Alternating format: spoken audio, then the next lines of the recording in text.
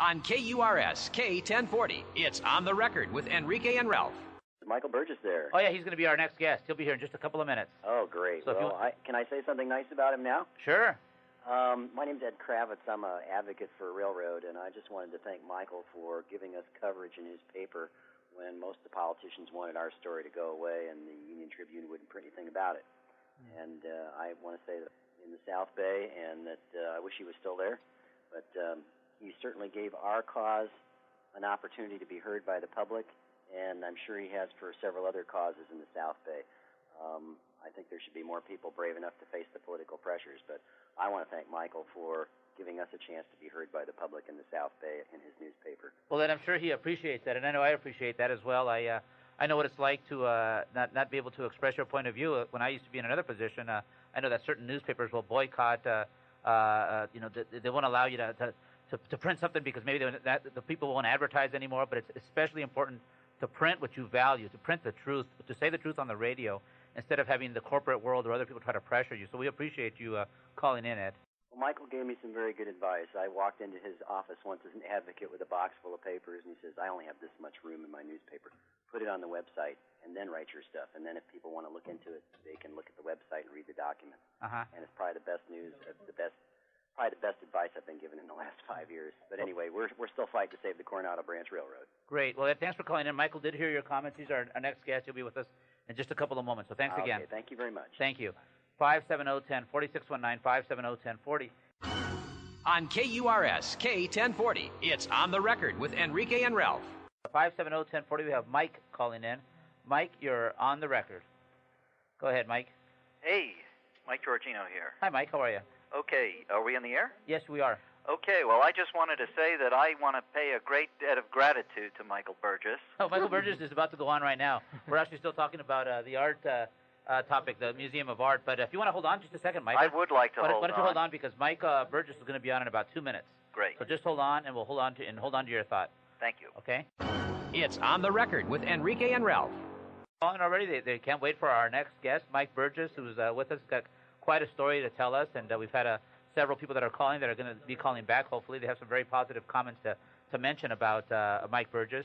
And Mike, I know that you came storming in here right at 6 o'clock, and we had a little bit of a traffic delay, so we went a little bit over on the previous interview.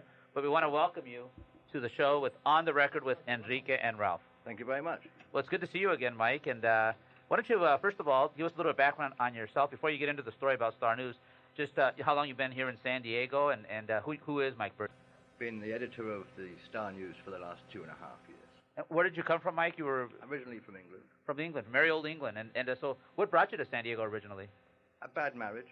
And I put down some roots here, and I've been editing newspapers in San Diego on and off for the last 5 years. And for the last few years, you've been with the Star News? The last 2.5 years, I've been with the Star News. Before that, I was the editor of the Peninsula Beacon down in Point Loma and sure. Ocean Beach. I was there for 13 months.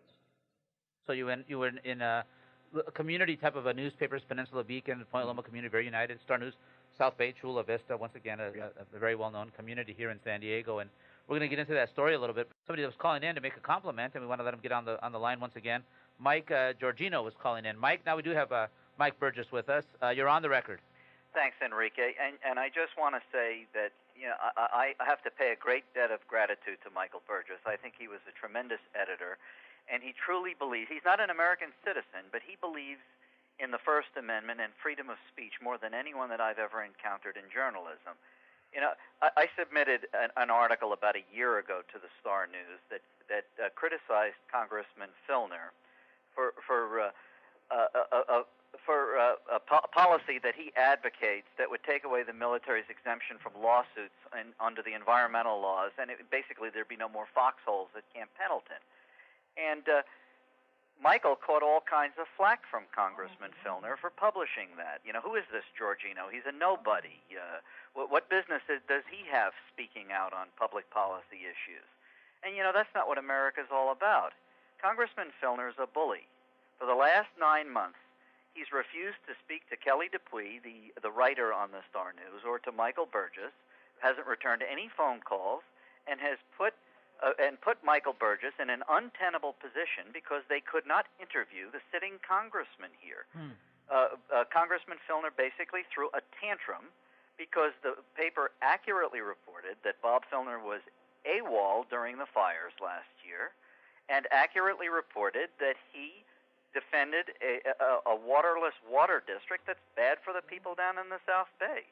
Then recently they reported that Bob Filner basically threw a tantrum and called Patty Davis, a Democrat, who's the Democrats' candidate for the state assembly against Shirley Horton, called her a racist.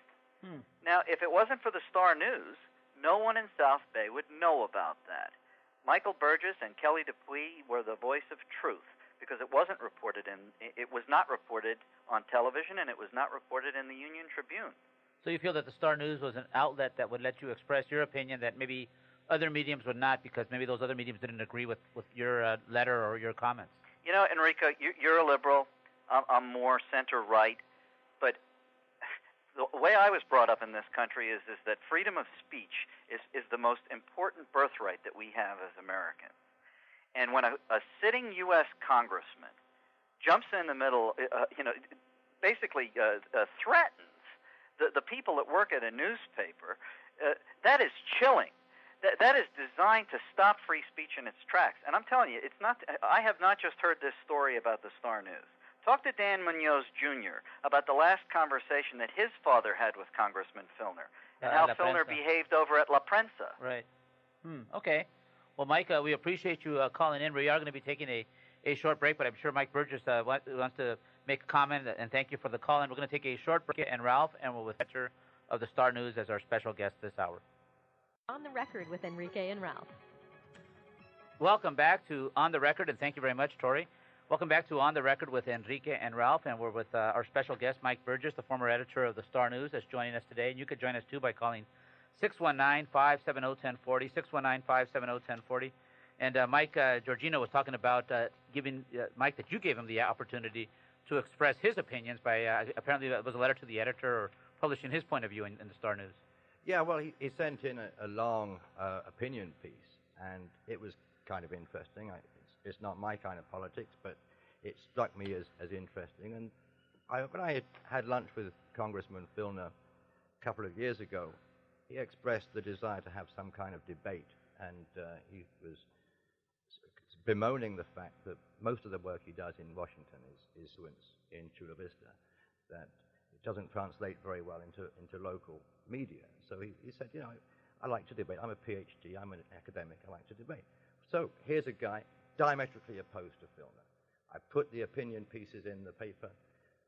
Filner says to me, about a year later, he's saying to me, why are you doing this? Who is this Giorgino? When I wanted to get into the Union Tribune, I had to invent a committee. I had to make myself chair of the committee, and that's the only way I could get into the Union Tribune. This Giorgino hasn't even invented a committee. He just knows how that went down. And it wasn't so much after the October fires, and he wanted us to do a story that was critical of the media for having insufficient information, not adequate direction for who should evacuate, when they should evacuate. And so there was a lot of very interesting stuff about how the congressman didn't know what to do, didn't know where to go, didn't know who to call.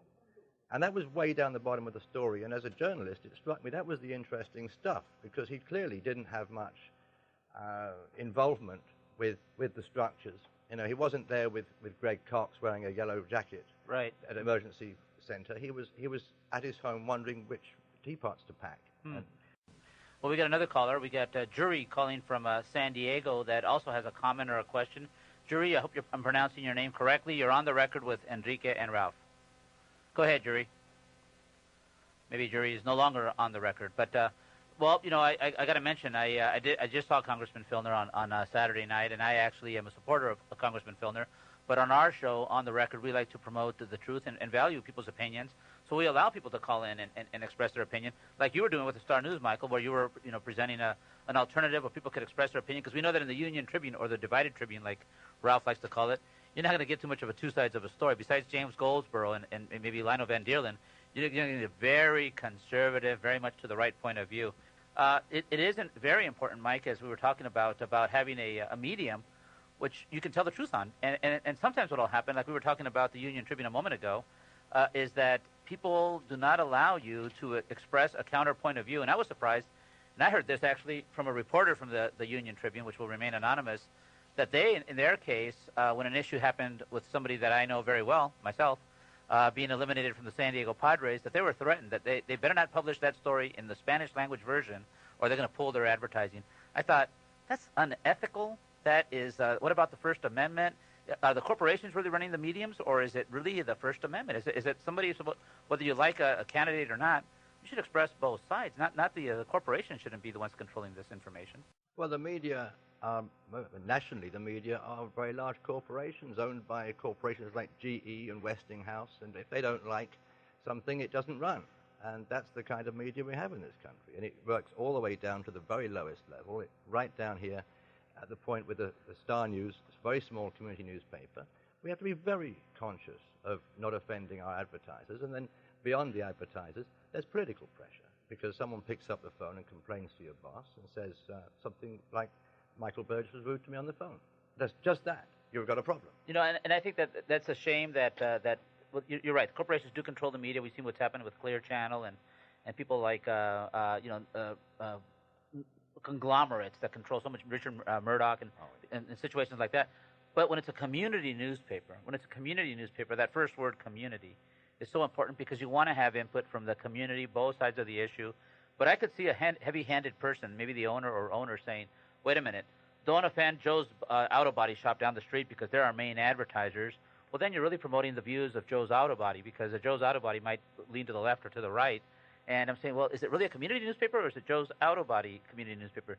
So you mean to tell me that the Star News receives that type of, or has been receiving, don't publish that, make sure you present this point of view, or what happened? What happened? For example, Bob Filner, good case in point. I mean, he complained bitterly in early January. And I got this message. Well, my boss, Linda Townsend, walked into my office, and she was furious. She said, why are you doing these stories about Bob Filner, making him look bad? Well, it's not my intention to make him look bad. I'm just trying to present interesting stuff. When I came to the job, there had been a survey before my time. There'd been a survey where most readers found the Star News less relevant to them than the San Diego Reader. Well, I set out, within what was available to me, with a very limited budget, to use the most relevant, most interesting stuff I could get my hands on, and to present it in the most interesting, most relevant way. And that's what I've concentrated on in the last 2.5 years. And whether or not I approve of somebody's political message, or whether I think I like a person, doesn't enter into it. It's straightforward journalism values. And very often, I mean, talking about the Union Tribune as well, when we've broken a story that the Union Tribune didn't want to touch, if we put it out there, and then 2 or 3 weeks go by, and lo and behold, it appears in the Union Tribune, and then it is out there. And that's the kind of thing that community newspapers have to be able to do, because when you put it out there on your front page, and thousands of people know about it, they phone the Union Tribune and say, how come I read this? I used to get people emailing, I can't believe this story, I haven't seen it in the Union Tribune yet. And then, sure enough, 2.5 weeks later, they wouldn't do a direct news story, but they'll do an editorial about it. You know, that's the kind of thing that they'll slide round, and it gets out there. And then I usually find that very gratifying, because I feel vindicated. The Union Tribune hasn't found me, like, mistaken and said, you know, this newspaper is, like, way out there, it's this crazy National Enquirer stuff. No, they say, yes, they use the same phrases. They don't say where they got the phrase from. Sure. And my word, I find it in the Union Tribune. So that's the kind of thing. And I could give you a whole list of stories that we've broken like that. But what is it, for example, what happened? Because you were with the Star News for a couple of years, and all of a sudden you're no longer with the Star News, and it was my understanding that possibly there was some sort of maybe something like this came along where you wrote a story or didn't write a story, or they published something, or no longer at the Star News, and the rumors out there in the community is that somebody didn't agree with what you were either presenting or not presenting, and you just wanted to put the truth out there. You just wanted to put the information you had out there. Well, that's one way of looking at it. I know that some people believe that the reason I got fired last Thursday was because I had to spike a story last Wednesday. So what does that mean, to spike a story? To eliminate or to kill the story? To kill a story, okay. Totally kill the story.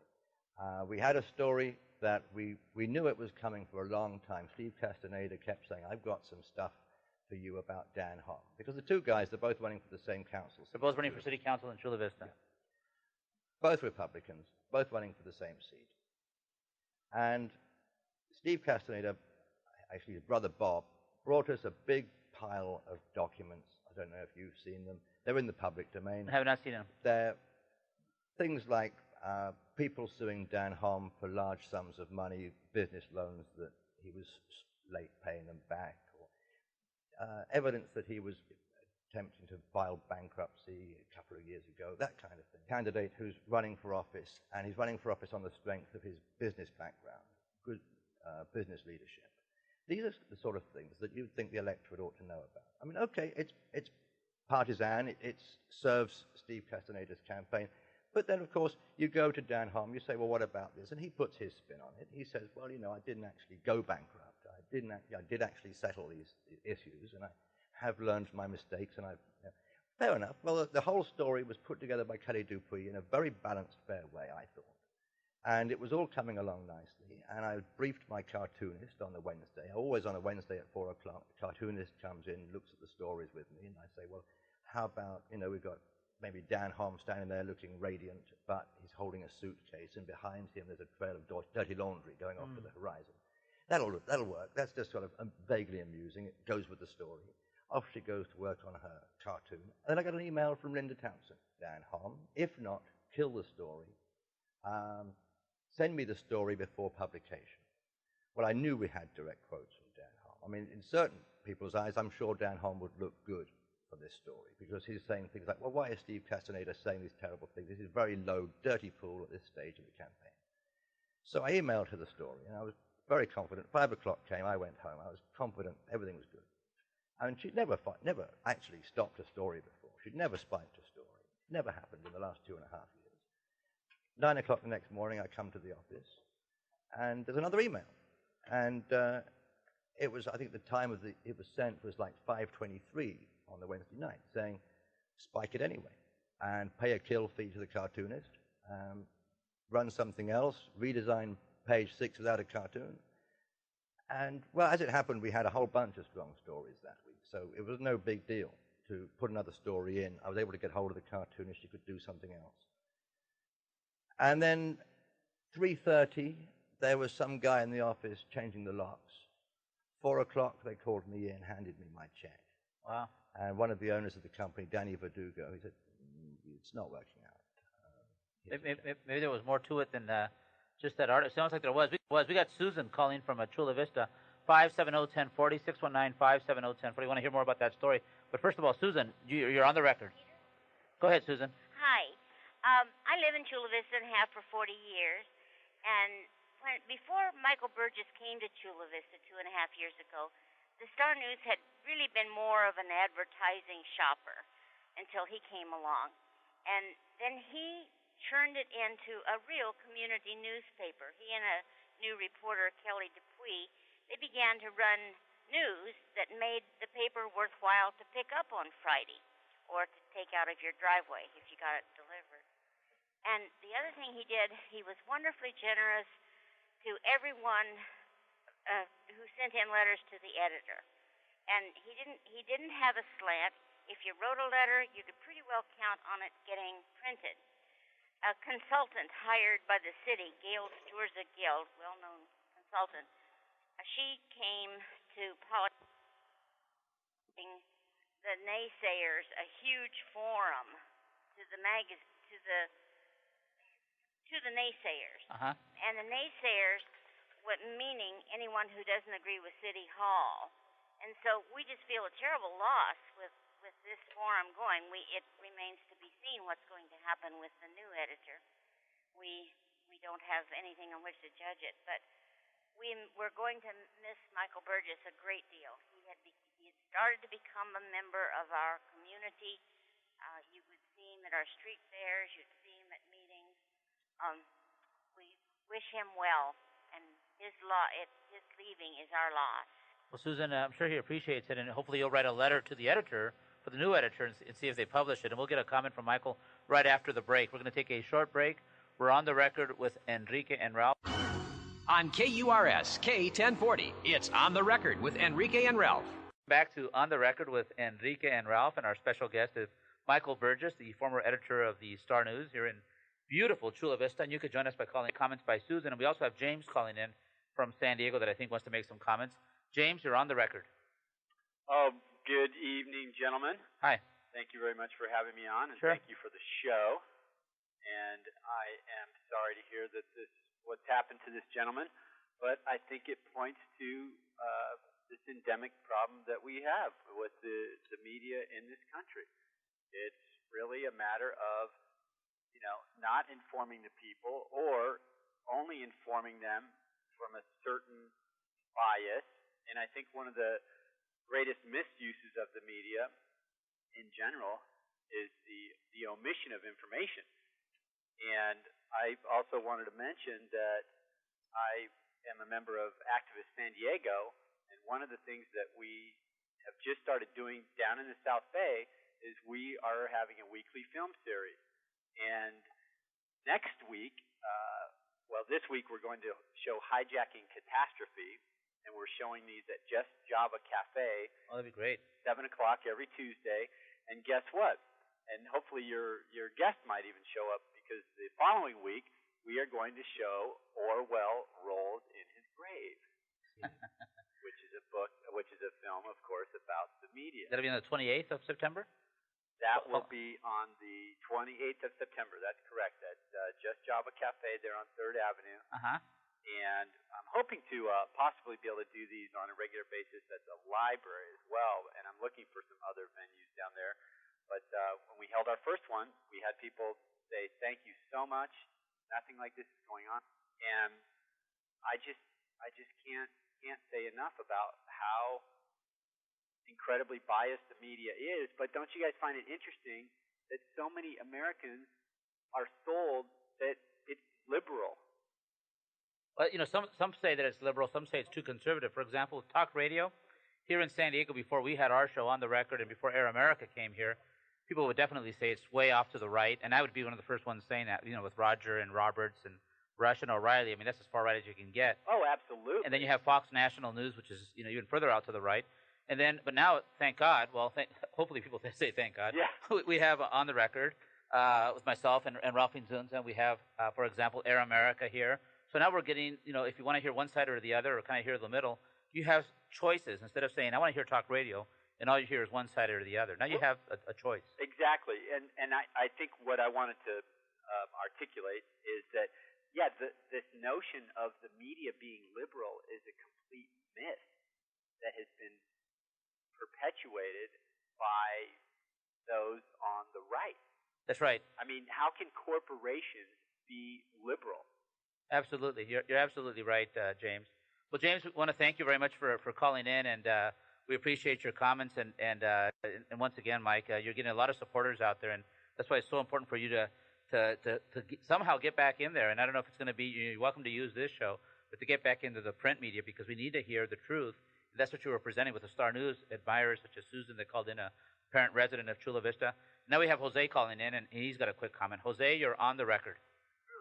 That's what you were presenting with the Star News admirers such as Susan that called in. If you turn your radio down, please. And Jose, you're on the record. Hello? Yes, go ahead. You're on the record. Yes, I just wanted to comment. My name's Jose, and that, Mike, he was very instrumental in helping us get rid of Bob Griego, and it looks like he was headed in the direction to get rid of the rest of those bums on that water board, and now we've lost him. Well, we'll find out what he has to say about all of these various comments that are people are calling in. It looks like you have a lot of fans out there, Mike. A lot of people are calling in. I wanted you to address Susan's comments. Here's Susan, a person that called in, a resident of Chula Vista, saying what a supporter, and how you went from the Star News being more of, according to her, I'm not as familiar with the Star News, being more of a classified ads type of a newspaper, and now becoming more of a serious newspaper which dealt with serious issues here in Chula Vista. Well, yes, that's wonderful to hear that. Thank you, Susan, out there, and Jose. It's tremendous. I'm quite overwhelmed with the tremendous messages of support. But I guess that it used to be much more of the sort of, well, the American media is generally a booster media anyway. When I was studying in England, I read this American press. It's a booster press. And I had to read books to understand precisely what that is. Why is it that the media is going on? And I suppose it was naive of me to come over here and try and do journalism as I understand journalism and just try and present the stories. And let's go that way, let's go this way, and then we'll find stuff out. And I certainly recommend that George Orwell Rolls in His Grave movie. I had the opportunity to see that a couple of weeks ago, and it is absolutely first-rate. So just Java Cafe on Tuesdays, and apparently that James, I believe, was the person that called in. That's right, 7 p.m. every Tuesday, he said. I'm pleased that's still out there. And so what happens now? You were telling us the story that all of a sudden you get this notification and they're changing the lock. So obviously they were planning something already. Maybe do you feel that somebody called in or somebody pressured them to say, we got to make a change here, and here's the moment we were waiting for. We could take advantage of this opportunity. Well, it's just very difficult to know in what order these things happened and precisely what are the causes and what are the effects. I don't believe that I was fired because of the Dan Holm story, because as far as I can see, my successor began work 7:30 Friday morning, and he already had his business cards printed. So he'd already been hired. I was already going. I think perhaps if Linda Townsend got a call from somebody in Dan Holm's campaign, I can't believe you're running a story that's knocking Dan Holm, you shouldn't do this, that kind of thing, then maybe that's the week she said to herself, well, he's going anyway. We can put one final thumb in his eye on his last day and screw him over when he's trying to get the paper out, make him sweat, and then have to put another story on page one. Maybe that was the way it went. Because I've heard from another journalist from a TV station that she got a call from the Dan Holm campaign. And it went roughly like this. It went, you're an Asian American. It would look bad if you ran this story. And that sounds pretty sinister to me. I got that just from somebody who was interviewing me last week. Well, that's very interesting. And we have a caller from San Diego, and it's Dan calling, and then we have James calling from, I believe it's also San Diego. Dan, you're on the record. I wanted to thank Mike many years ago, and it was the Star News' main important thing he's saying is the issue regarding the content of the story and the viability. There's many things that have been happening lately on CBS regarding the viability of documents and the backup of the story. And what I'd like to hear more from Michael is regarding the actual documentation, what the story contained. I know that fairness was an issue that they were always, as a journalist, and Michael's history has always been to be above board and carry that. But I have heard from some other people from Chula Vista that Ham is really pleased about it and that Castañeda is playing dirty tactics. But I think it's really an issue if this is on paper and it's court record and the people have done certain things, then if they're running for office and they say one thing but their history is another, then it's fair and it's open for a journalist to report it. I'd like to hear his comment. Okay. Well, I don't know. I think that I would like my successor to run the story, maybe modified. I mean, the gossip that I've heard about what's going on in the office since I'm out of the office is that Linda Townsend subsequently, even though there were direct quotes from Dan Holm and that was never the issue, I understand that subsequently her reason for spiking it, if this is a reason, is that she didn't feel there was sufficient space given to Dan Holm, and that her idea of balance is that you have, for example, 8 inches of Castañeda and 8 inches of Dan Holm, which means that if you refute something, you have to refute it and refute it and refute it up until the same line length. That doesn't make any sense to me. It doesn't make any sense because what if the 75% of the facts are in favor of one issue or the other? That doesn't mean that you would have 50-50. You would have 75% position, that one position, and 25 with the other. That to me is half and half. Well, I don't know. This is the kind of problem I had with Linda because the bosses, Danny and Eddie Verdugo, they totally trust Linda's judgment. They completely utter faith in Linda Townsend. And so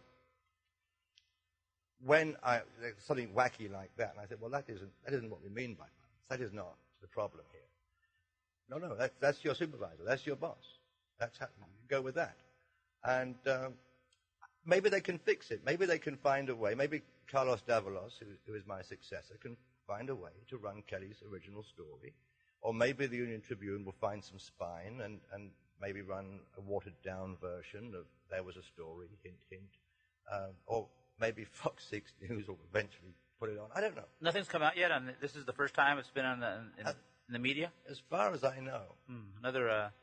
Yeah, so it's important to see that it gets followed up on. We have James also calling from San Diego, 570-1040, 619-570-1040. James, you're on the record. Go ahead, James. Maybe James is no longer on the record. He decided not to hold on. But the credibility of, I think what Dan was mentioning was the essence of the story itself, sort of similar to the CBS situation with the National Guard issue with George Bush. We know George Bush didn't serve the way he was supposed to. He did serve some. What the Bush administration has done is taken away the focus from the negative story about George Bush, and again, it's whether, what was that story, and maybe the focus is shifting on that you're not there anymore, but the story, but in this case, I think there's validity to two stories. One, the manipulation of the information to maybe remove somebody that was unjustly removed. That's a possibility. And the other one, what was the story? So we do have two separate issues here that are both very important issues, I believe. Yeah, I don't think there's any issue here of there being any fraudulent documents or anything like that. I mean, at no point was there a quote from Dan Homm saying, this is outrageous, Steve Castaneda forged these documents. No, that's never appeared in this story. Yeah, what would have seemed to me to make sense would be to go with the story and then have a rebuttal story, or maybe the other person would say, hey, listen, I read the story, and actually what the rumors were about the story weren't that like that. What you said was pretty much the truth, and that's okay. Or, wait a minute, there's some facts in there that aren't correct. Here's my version. Something like that. That's the way I usually see journalism. And the way the Star News went, that's very often the way it went. We'd run a story about something, and then that would go out there. There'd be some talk. People would discuss. My idea was, I don't know how naive this is. I thought that if you have real stories in the newspaper, eyeballs come to the newspaper, they see the ads, the advertisers make money, everybody's happy, because people pass it around the bar. They say, did you see this? Sure. But it doesn't seem to work that way down here. And then, of course, then you get people say, well, that's not the whole story. Let's come up with another story. Then the following week, you have something further. So you have these sort of, Water District was always a soap opera. It was a soap opera when I came here. It's On the Record with Enrique and Ralph. Welcome back to On the Record with Enrique and Ralph, and you can join us by calling 619-570-1040. That's 619-570-1040. Michael Burgess, the former editor of the Star News, is our guest. And Michael, there's been several triumphs that you've had. For example, last year, I'm looking at some of the many triumphs that you broke stories on. On September 12th, you mentioned that nobody had done anything about ceremonies here in Chula Vista for the September 11th, for example, the commemoration of September 11th. On December 5th, this is an issue we're going to be talking about here pretty soon, actually, that you broke the story, this December 5th of last year, about Chula Vista trying to move Bizarre del Mundo to move here to Chula Vista if it was to leave Old Town. So you've had stories that you've broken, stories that other people maybe didn't have the courage or the access to the information.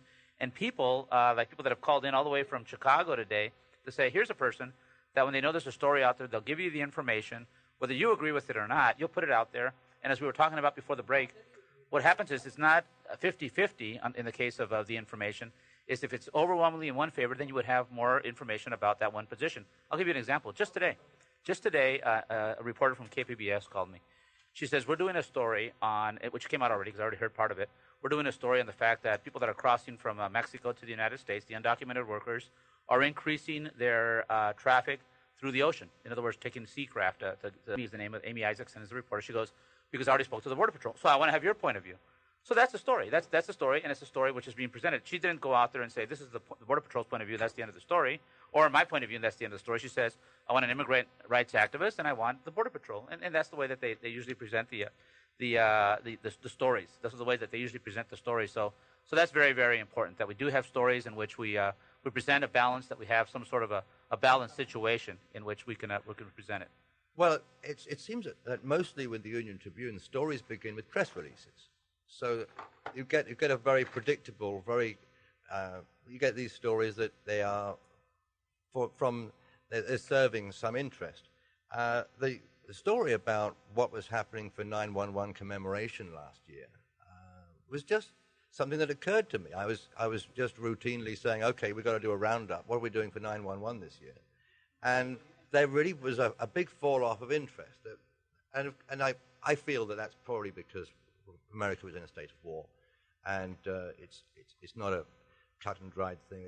People feel that there's something different about the situation these days. But it was interesting to look at that and to do a story about that. But it didn't begin with a press release. It didn't communications director sending me a press release saying this is what we're doing. It began with us having the idea, looking at the diary, looking at the calendar, and saying, well, around this time of year, wouldn't there be something? You know, what it was last year, why wasn't it this year? And so that's the thing of journalism, of coming up with the idea for a story and then seeing if it stands up, rather than waiting for someone to send you a press release telling you what the story ought to be. And I think much too much in newspapers is about press releases, just put a couple of quotes on the top and run it. And that's very tedious stuff. It doesn't get you anywhere. So, Michael, what are you going to be doing now? Now that you're no longer with the Star News, are you going to be working with another medium? Totally open to any offers out there. A lot of sort of lobbyists and causes are coming to me. I mean, you can tell from these callers that they regard me as a friend. And it's kind of embarrassing sometimes, because I don't necessarily approve or support any of them. I just felt like giving them a fair shake. And if I end up working for any of those, and I might, because I need to pay the mortgage with something, that's not really what I do. It's sort of like whoring.